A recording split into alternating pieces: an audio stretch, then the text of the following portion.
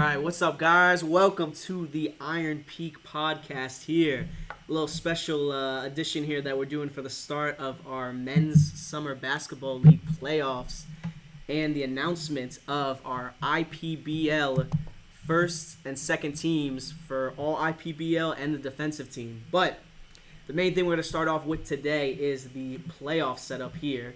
So as you guys see on the screen when it comes to that, for week one of the playoffs, it's going to be some interesting matchups here as our first and second seed Work and second seed Dirty Mike and the boys going to have their nice little bye week. And then the matchups for week one is going to be the 3 and 6 seed, which is going to be Team Green against the 908 Mafia. And then we have the 4 and 5 seeds, which is the other guys against She Was a Rebound.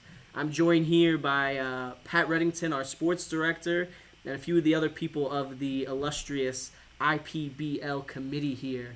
And to start off, we are going to look at the first matchup between Team Green and 908 Mafia. I got to ask, guys, what are your thoughts on this, and who do you think is going to pull this first one out? I'll start off just because Brett's on one of these teams, so it's going to be a little bit biased over there on that end. But Team Green has been hot. The last couple of games that I've been at, they have their full team there. They have a cheering section. They got all 4 guys up on the bench. A lot of energy coming from that bench. A lot of dunks and a lot of fun. While on the flip side, 908's been struggling the last couple weeks. They got guys attending concerts instead of coming to games. They got one guy, I think he had like a ear infection or something, did camp at Iron Peak all day long and then didn't show up for their game at night. So I think there's a little turbulence, a little trouble in the locker room with 908. My pick would be Team Green for first week's games. First week of playoffs. I can't blame you that one. Brent, do you have anything to say about these allegations of mismanagement in the locker room there? No, it's understandable. Team Green's been on a roll. We played them to start their hot streak, honestly. They got Lamar back, and then it's all been good. It's all been good for them from there. We're gonna come out this week down a player, down a big name in Jay Mazuera, but we'll get Mason back this week, and hopefully he can help us out. Get us a win. I was about to say, that's going to be the big thing because, like I said, as we kind of had alluded to here, as you can look from the stats there, is Mason is definitely not been the most reliable when it comes to playing every game. So as long as he's there come playoff time, that's going to be big. You did a good mention, though, of momentum. As you know, like even in professional leagues, how a team goes into playoff season can make or break how they end up doing in the playoffs. If you're starting off cold, losing multiple games previous to that momentum and bad chemistry will lead into the playoff series themselves. What was it, the 2007 Giants? That's what I'm thinking Team Green has the ability to pull off right They're now. 9-7. They were 9-7 during the season.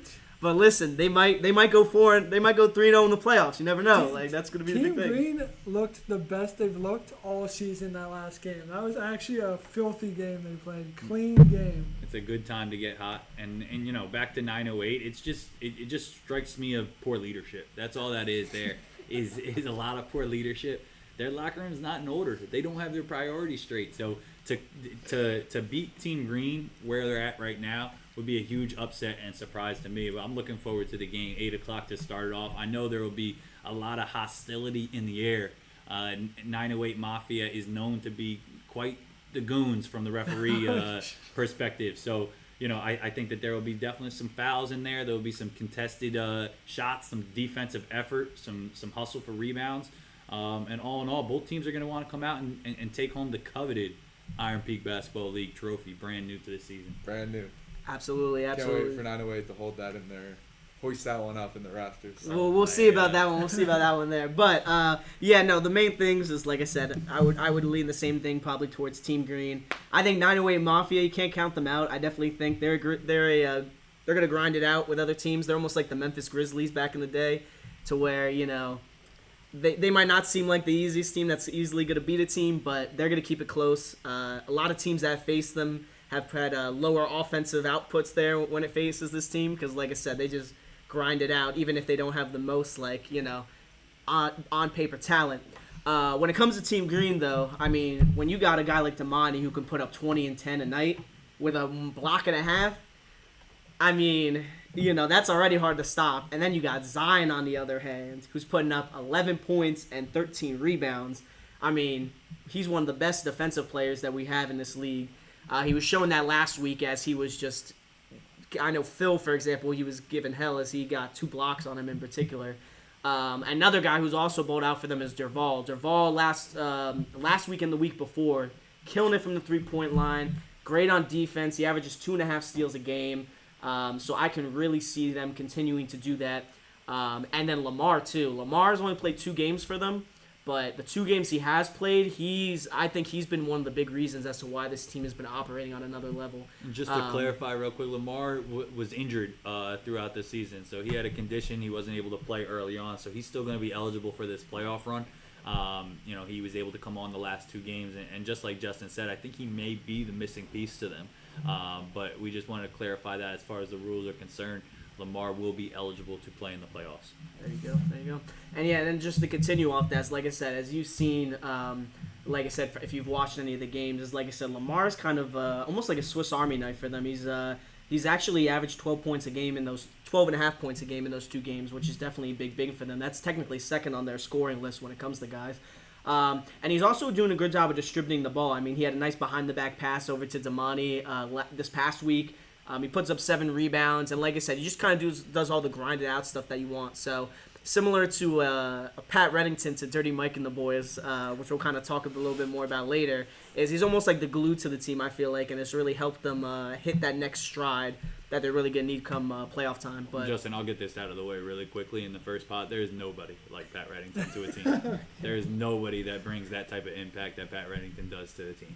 Okay. Right, Let us see if he backs that off come playoff time. We'll see. I know, in the locker room of his team, he doesn't want to show up. That's all I'm going to say. He comes in and he's like, man, I don't want to play today. So we'll see if that transfers to the playoffs because there's a lot of I don't feel like it today. We'll see if that's the same thing in playoffs. So I don't know. I talk to Pat Reddington a lot, and he's got a lot of things going on in his life right now, bro. He's getting married, buying a house. There's a lot of things on this guy's plate where adult league basketball may not be that top priority. His teammates are there to pick him up. That's why he's a leader, and he puts his team in place to hold him down while he's gone, and that's what leadership's all about. I would say if there's a captain of the year type award, he would probably be up in that conversation.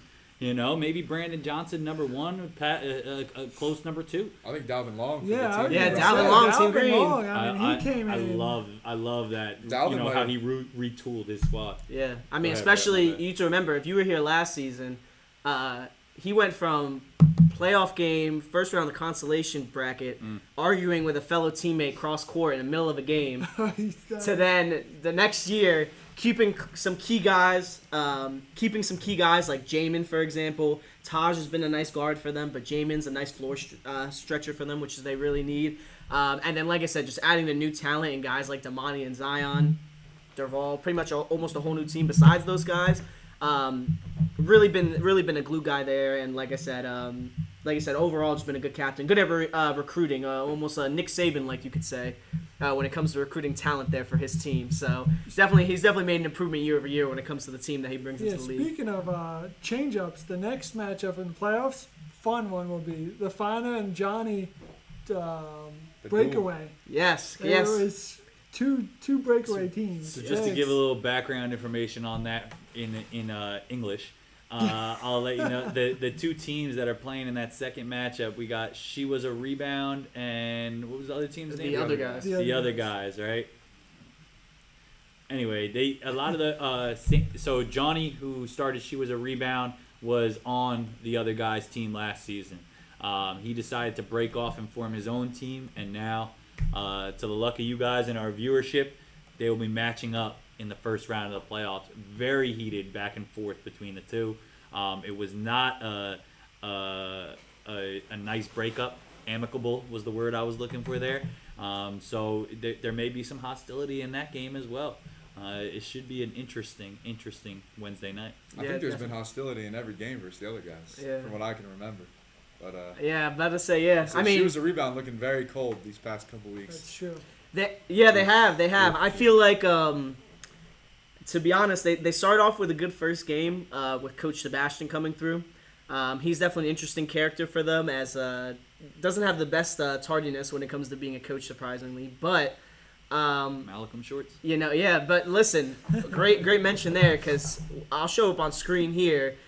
These are a few of the outfits that he's rocked throughout every week. So he's almost like a lesser-known Russell Westbrook, maybe a Craig Sager coming in with. You never know what he's going to be wearing when he comes into the stadium. Also, interesting mentions too of, if you remember from his interview, if you guys look back on our channel, is that he was talking about Kabir not wearing the right type of shorts for being as aerodynamic going around the court. Mentioning Johnny not doing well enough after Johnny busted his butt on the floor after getting knocked down by Taj in the game against Team Green. Ever since they had him, they kind of struggled. I think part of that, though, is due to the teams they've been playing. I mean, the games they've struggled the most in, for example, like playing against Pat Team and Dirty Mike and the boys. Those guys are all people that have basketball backgrounds, and defensively, they made sure they came correct against this team. I mean, if you're looking, a good point, just because if I'm looking at this schedule here, the last 3 games of their season is the 2, the 1, and the 3 seed. So that may be a little bit of recency bias on our end, where we're thinking She Was the Rebound is down, when they really have just faced some juggernauts, to finish off the season. I'll say they have 2 of the most talented kids in the league, between Phil and Ben. These kids are college basketball players. They both can play at a high level. But at the same time, sometimes when it comes to men's league, what a lot of people don't understand is you need 5 guys on the floor. And sometimes your weakest link it hurts you. I don't know who their weakest link is. It might start with a Johnny. It might end with a Gatalata. I'm not sure. But my point to that is you need a good 5, right? At least to roll with, and then some bench guys, to come in and spell you when you're tired. But if they can find a good 5, I think they compete with a lot of teams. Ben Spitzer's an all-time 3-point leader at Hillsborough High School. I mean, the kid can flat out shoot it better than anybody. I think his first season or his first game in the league, he had 50-something points. The kid can play. So, for them, it's really going to come down to what 5 they have and who they can kind of, fit into those spots to be their top 5. What do you think, Brett? I mean, if we look at this last matchup between these 2 teams, it was a great game early on in the season. She Was a Rebound was missing one of the key players in Johnny Gataleta. And also Kabir, 2 very important bench pieces for this team. Oh, no, Kabir did play. Who won this game? The other guys did take the win by 2. So the other guys took the win early in the season, 2-point game. So this could come down to a battle.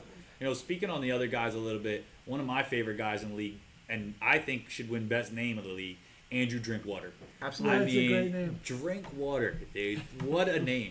He's a baller.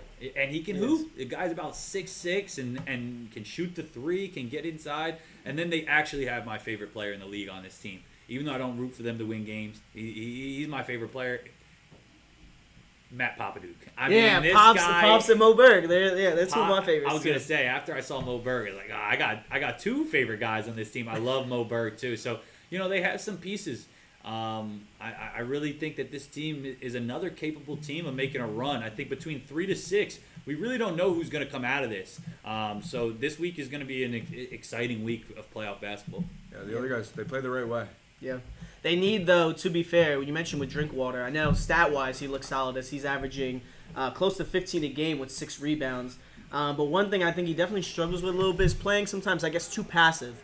I feel like someone with his height and his size should be perfect with having a mix of dominating down low while also shooting outside. Similar almost to he's similar in height to Damani. So I feel like with him or even like Matt Summers, who was here last season, he definitely should be a guy that I think should dominate more than he does. But I think he needs to just get a little bit aggressive with how he plays.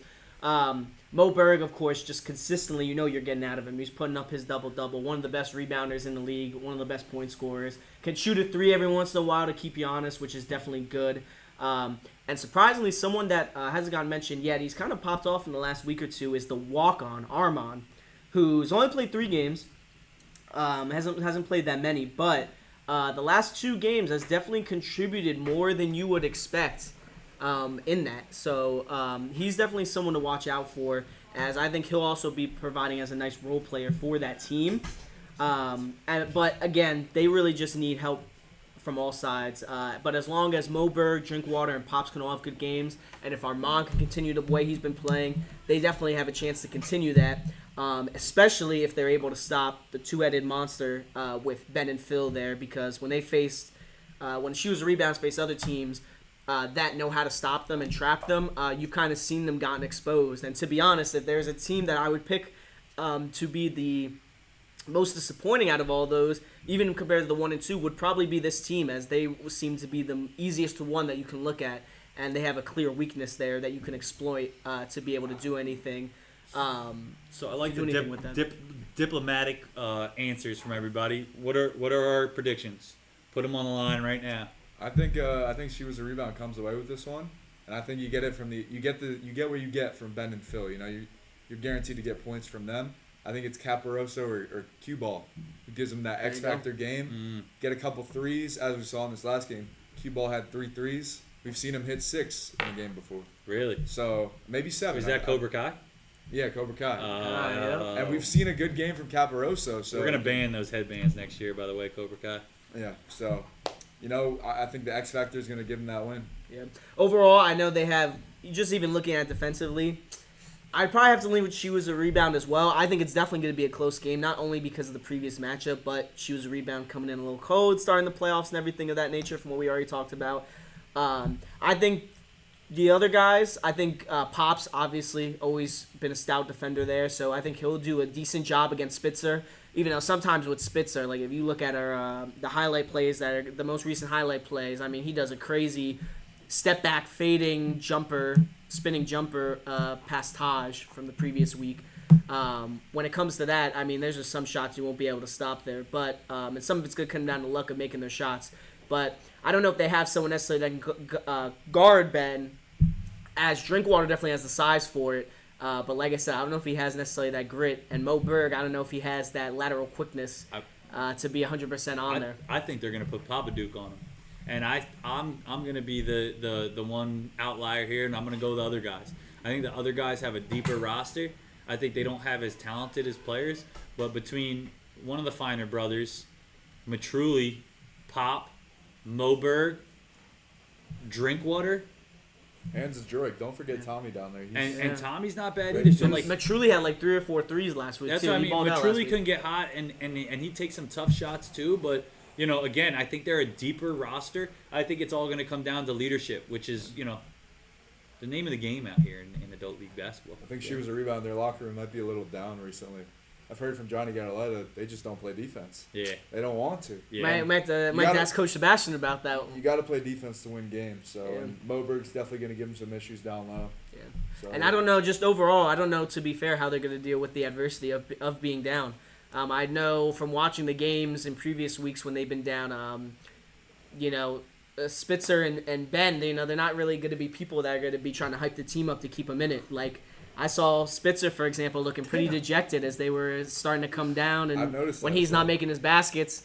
And you remember from last season when Johnny Gataletta was on the other guys there, I remember him when they were losing the game, throwing some shoes against the back wall and walking out on the team. So before the buzzer even. yeah. So I mean, at least they have Finer, who's more of Finer's at least going to keep a clear head, even though he's not going to be playing a lot of minutes. But similar to Dalvin, he's kind of like a glue guy as the captain. But I think emotions and just being hot are really going to decide like who wins this game, Yeah, and you're really, talking and two who different steps up. teams here, but I think that I think it's going to come down to can Sebastian rile the troops?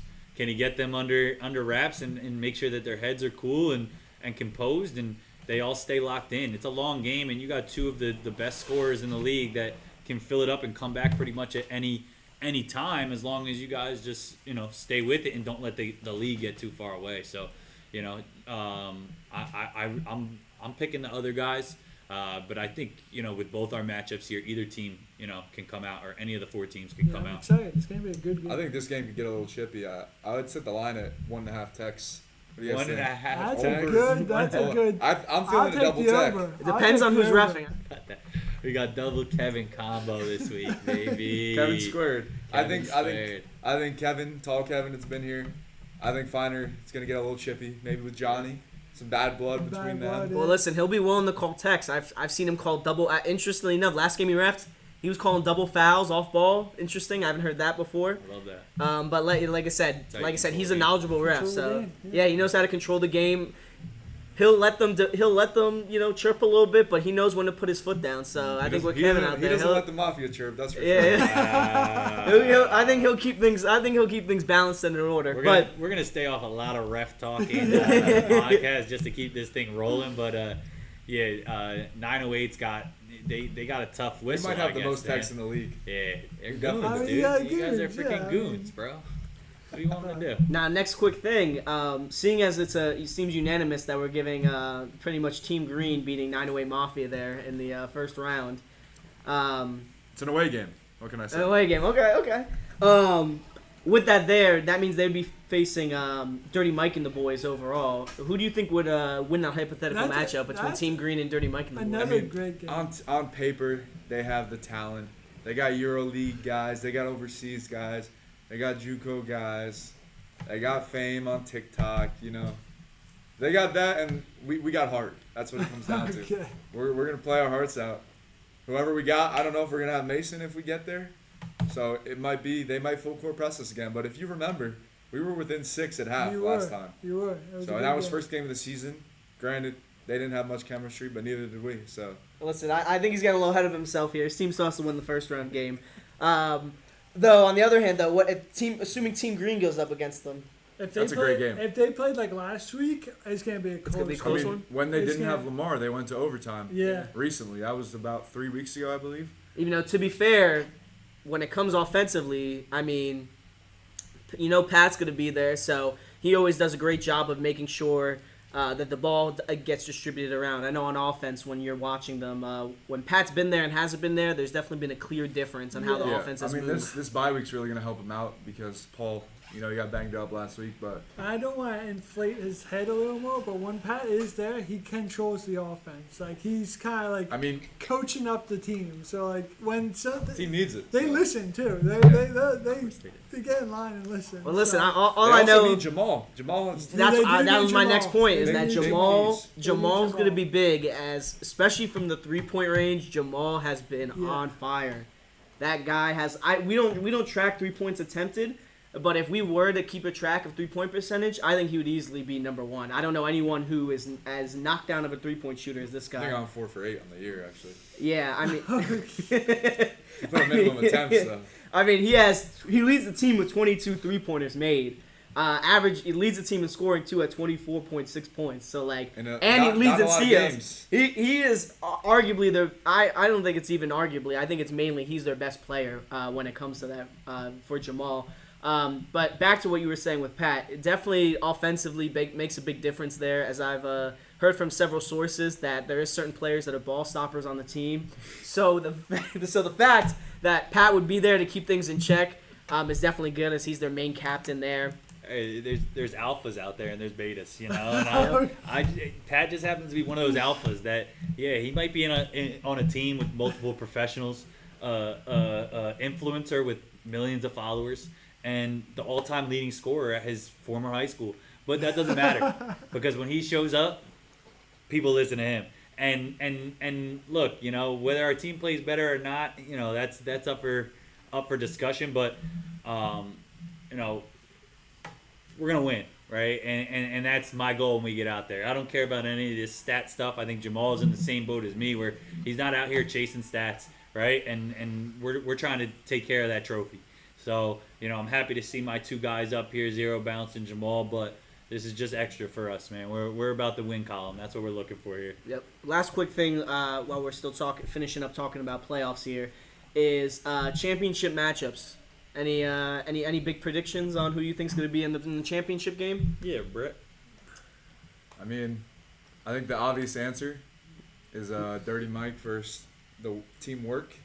Depending on who work has, I can't make my decision yet. We know Tobias is going to school, a couple guys going back to college, so I can't make my call yet, but I would say that's the matchup. I think Team Green's the sneaky championship. I think they'll pull an upset against Pat and the boys, for sure. Oh, Mike and the boys. Apologies. Pat and the boys. That's even better. Dirty Pat and the boys. What'd you say? Pulling up what? An upset on An us? upset on you. Yeah, for that's sure. that's They definitely did if a they good played choice. like last week. No, I mean they definitely are a good team. I think we'll definitely have the harder path, being that we're the 2 versus the 1 who gets to maybe play 908 or somebody in the second round. Tough game. Yeah, but I think the 3 to 6, I think anybody's capable of coming through and winning multiple games, not just the first round, but also the second round. So it'll be interesting to see who shakes out of those first 2 games. I think it's going to be us versus Work, and Dirty Mike's going to win the championship for second season in a row that I'm here. I mean, you'd hope they don't get swept. 3 would be bad. Yeah.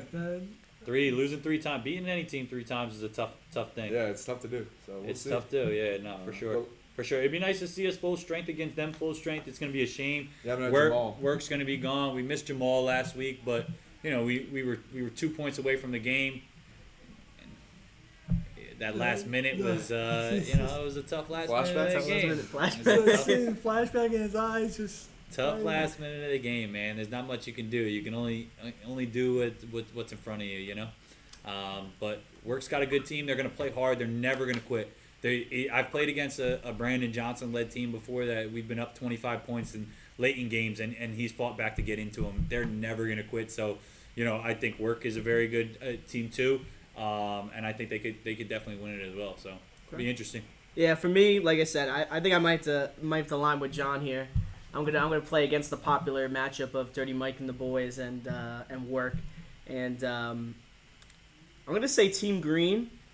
And assuming Work's fully healthy, that's going to be a hard one. I might have to say, scoring-wise, especially with how Jamal is, I'd have to lean Dirty Mike and the boys for that. And for my championship, I probably would go Dirty Mike and the boys after that. Because while Team Green has great offensive players, I think they'll kind of be the Cinderella team in a way. We'll play Team Green before Work does. So, if Team Green wins the first round of the playoffs, we'll see them second round. So it will either be us or them. Yeah. There's no way we can play them in the finals, which their run late kind of hurt us in that situation, and us losing that second game to Work definitely hurt us in that situation because we're gonna end up playing a team that's very capable championship team. That's hot right now too. So what else we got? At the end of the day, that's how it's gonna go. We might come back to this as it gets a little later in the season, but now let's move into the All-IPBL teams here. To start off here, give you a little bit of background on what this is about. Is when it comes to the spots that we picked, we decided to keep similar to almost like a NBA All-Star setup, as to where we had 2 positions set for guards, 2 positions set for forwards, and since there's not really defined big men really besides Mo Berg, I feel like in this league, especially this season, we decided to have another guard forward flex spot there for it. So when it comes to that, to start off, our All-IPBL first team, our spots that we have here is our 2 guard spots are Tobias Prahl and Jamal. And then our guard forward flex spot was taken up by Zero Bounce, with the 2 forwards on the first team being Jack Buford and Damani Wright. Now, to start off with this, I mean, when it comes to it stat-wise, we kind of mentioned, we haven't talked about Work as much, or Dirty Mike and the boys, as much previously, obviously, because they're on bye for these first 2 weeks. But you guys have known from seeing Player of the Weeks, watching the games, Tobias and Zero Bounce, pretty easy picks, as those were 2 of the best scorers in the league. Me particularly, I was maybe thinking about having Zero Bounce be second team, and having more Jamal and Tobias in just because they had better overall stat lines, while Zero Bounce was more scoring based. But overall, we kept all those 3 in, so those are pretty much 3 of the top scorers in the league. And then when it came to the forwards, obviously, is a similar setup. Damani, as you know, has 21 and 10. Definitely huge in deciding that first team spot there at forward. He was definitely one of the first people we looked at for that. Nice job on defense as well, as he does a good balanced job of getting steals and blocks.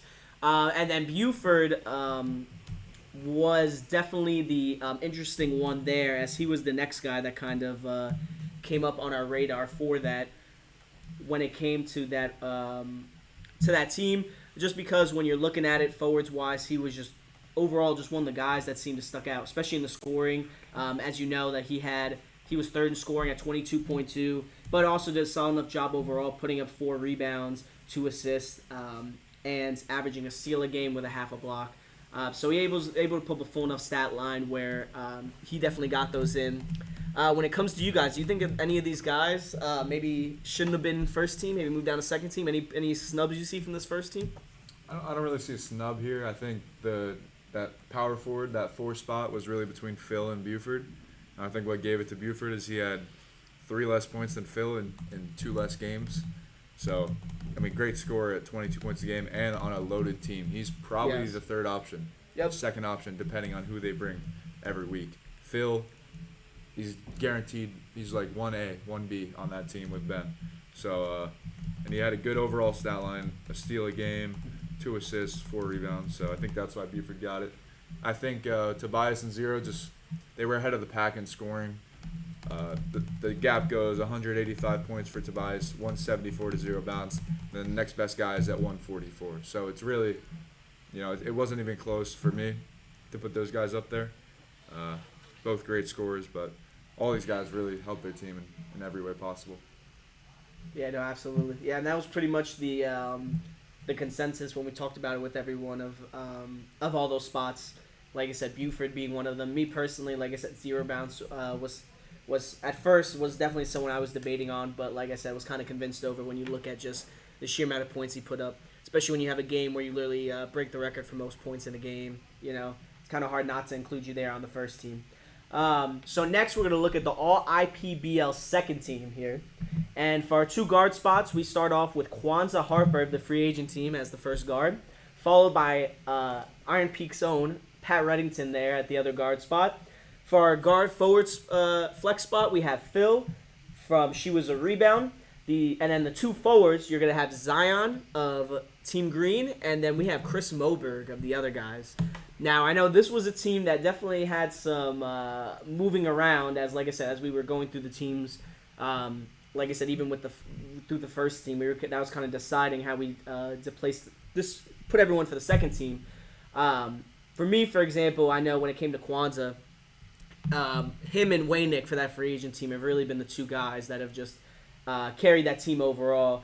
They had a nice addition in John later in the season in the last few games who ended up doing solidly. But overall, Kwanzaa overall his stat line was it was easy to tell that he was going to be, like I said, the main guy on that team as him and Waynick. Waynick had a double-double of his own. And Kwanzaa had averaged, 15 points, 8 rebounds, 4 assists, 2.75 steals, and 0.75 blocks. So he kind of did a little bit of everything. And to be honest, if he was on a better team, I would expect those assist numbers to be even higher. So like I said, he just did a great job overall there.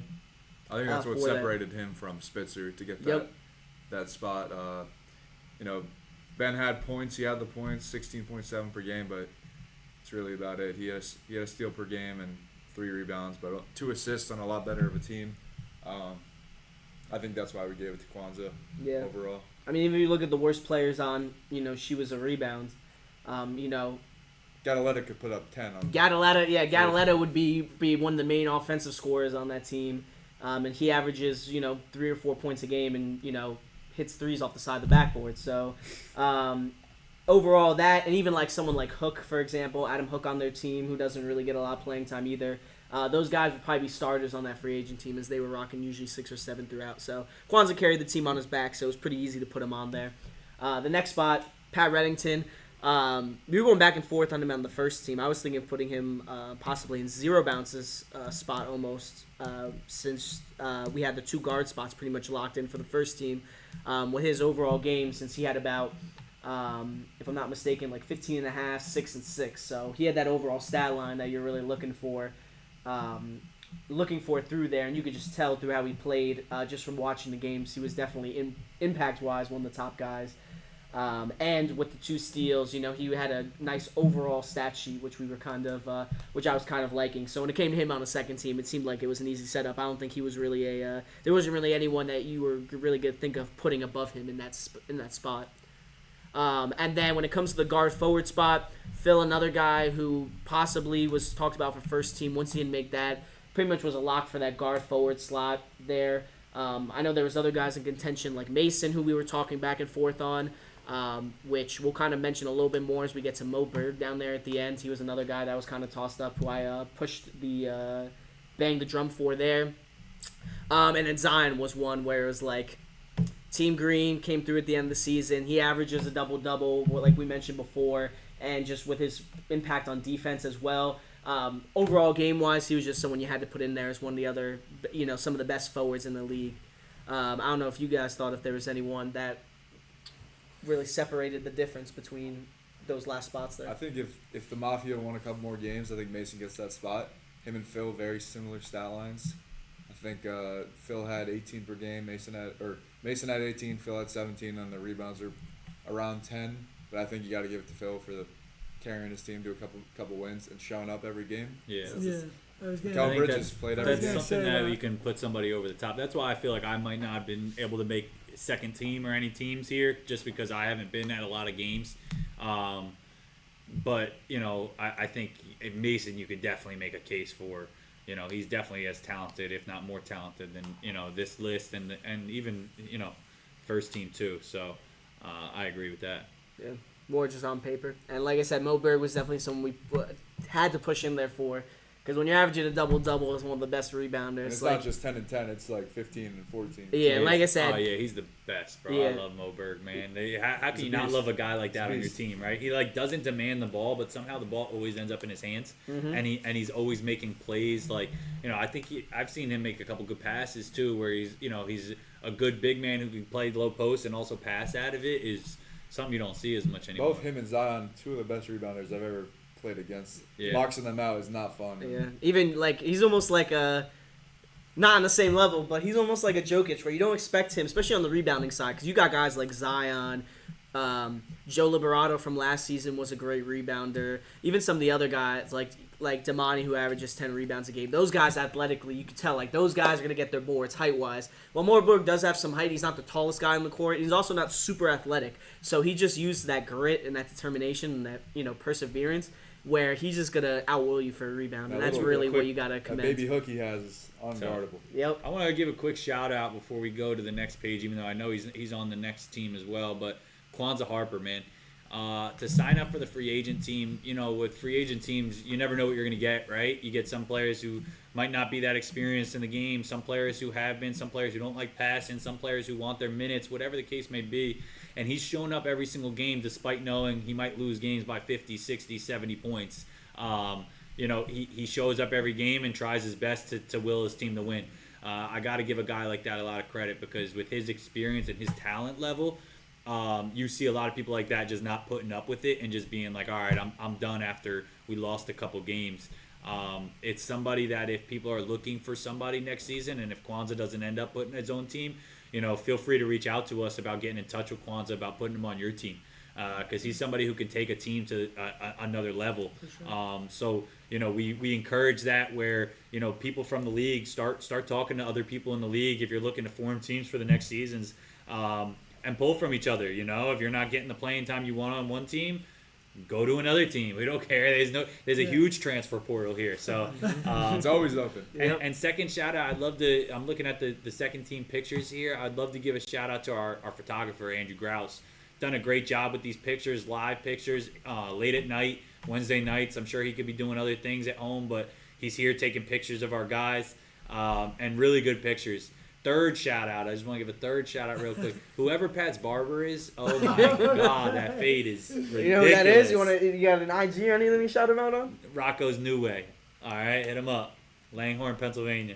There It's a you little go. bit of a trip, but Hey, listen, if it's worth it. Listen, you know how important a good cut is. That's right. That fade in the picture is going to be the difference between I that just wanna making it something nice or chime not. in with Pat here. I've talked to the majority of everyone that's in the league. Everyone's super cool.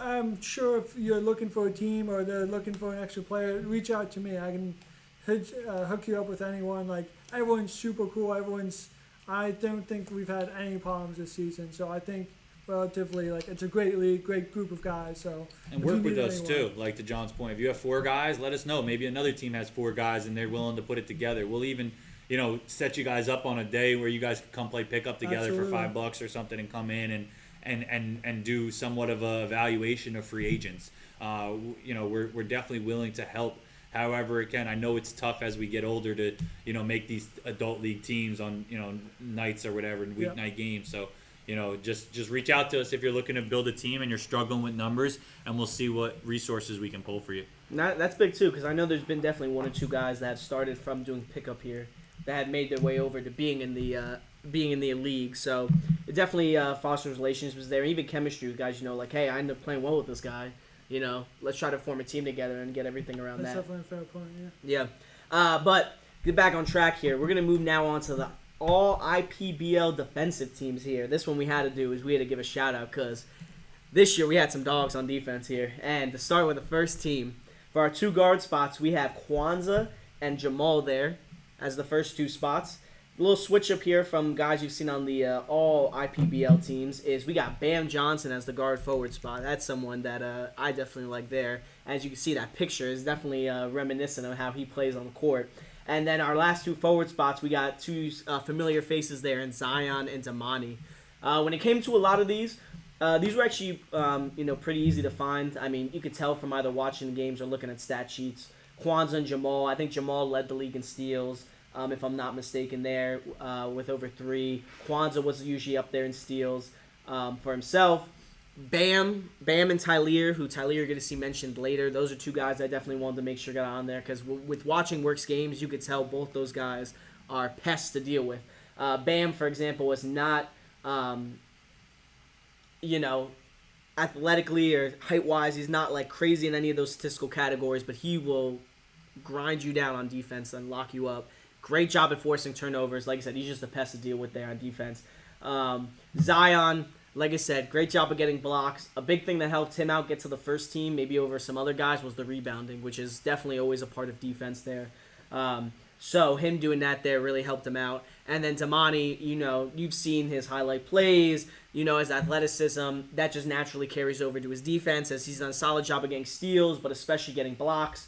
Mix that in with his 10 rebounds a game, and that also gets you on first team there when it comes to that. I don't know if you guys have any other input of guys you maybe thought were possible bring-ins for the first team or, things that really separate someone out from another person.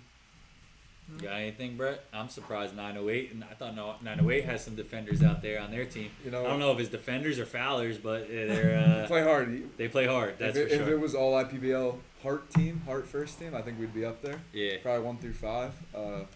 We got some guys that can play some defense, but these what guys. About the kid Leo?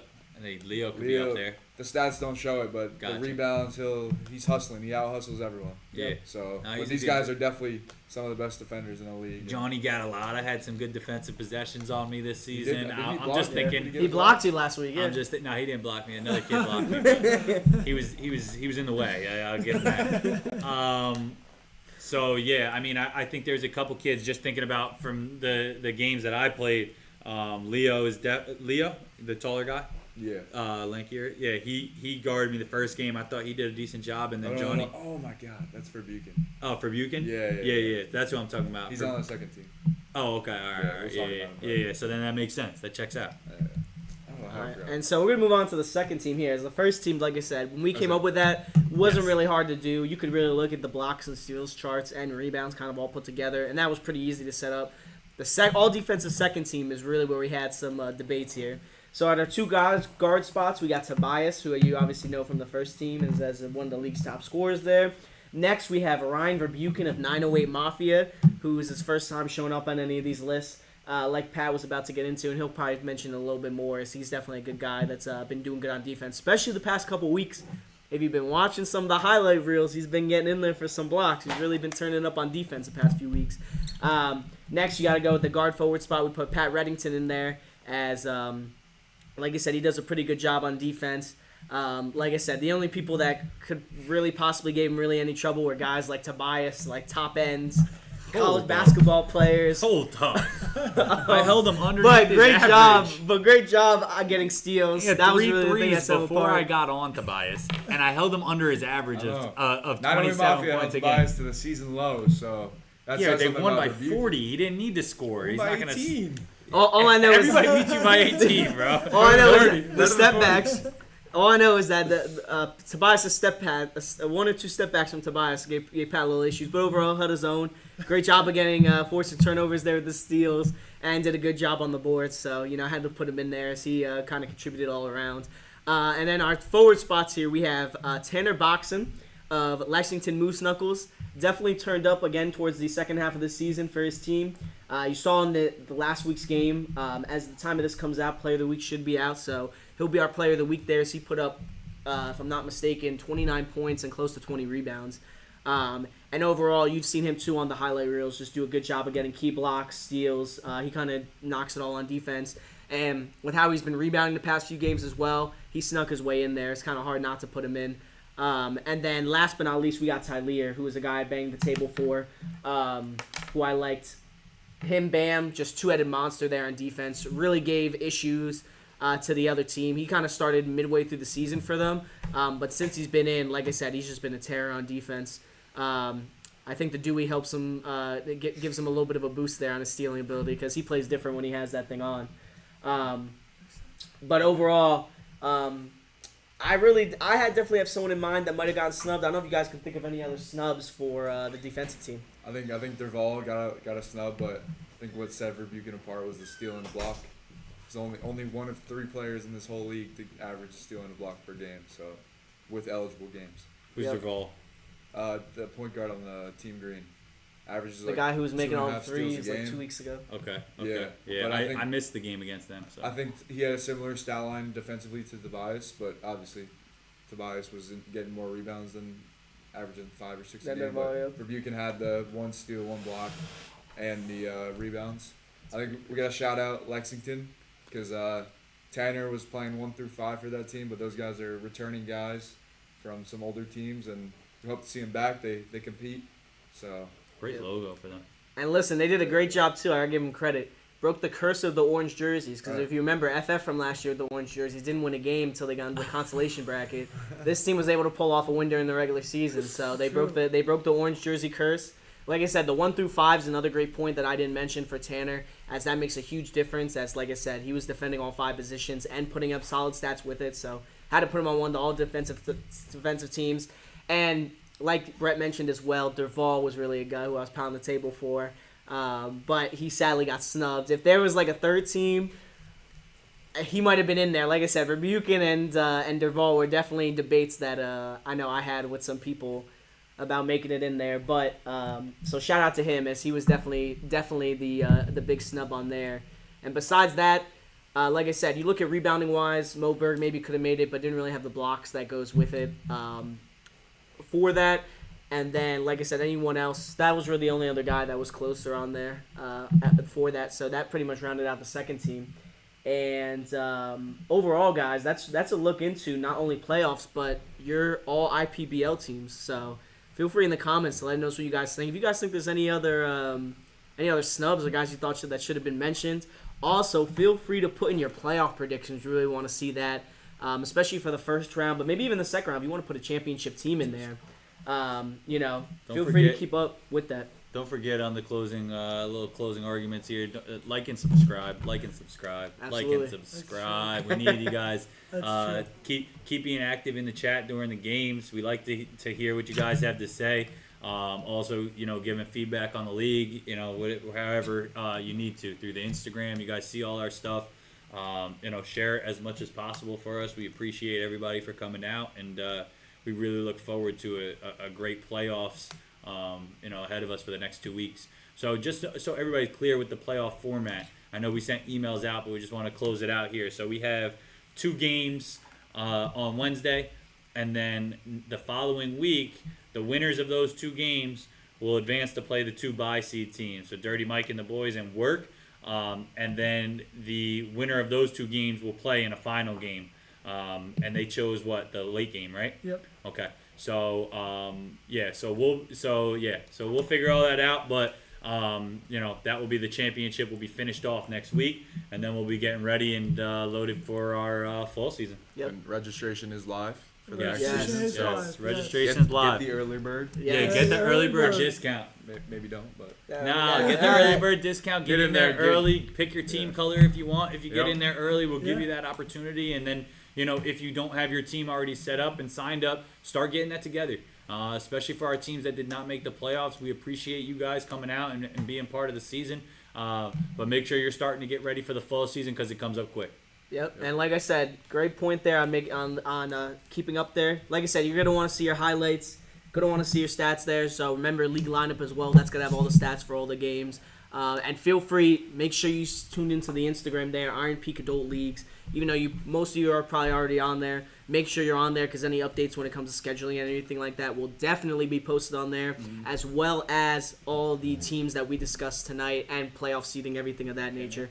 So might decide to have another episode to you coming around championship week. Oh yeah. Definitely. We'll be back next week for a championship preview podcast, and then we'll, if this is something you guys like, let us know. We'll continue this through the fall season. Perfect. All right, have a good one, guys. Last thing before we go, let's get after it.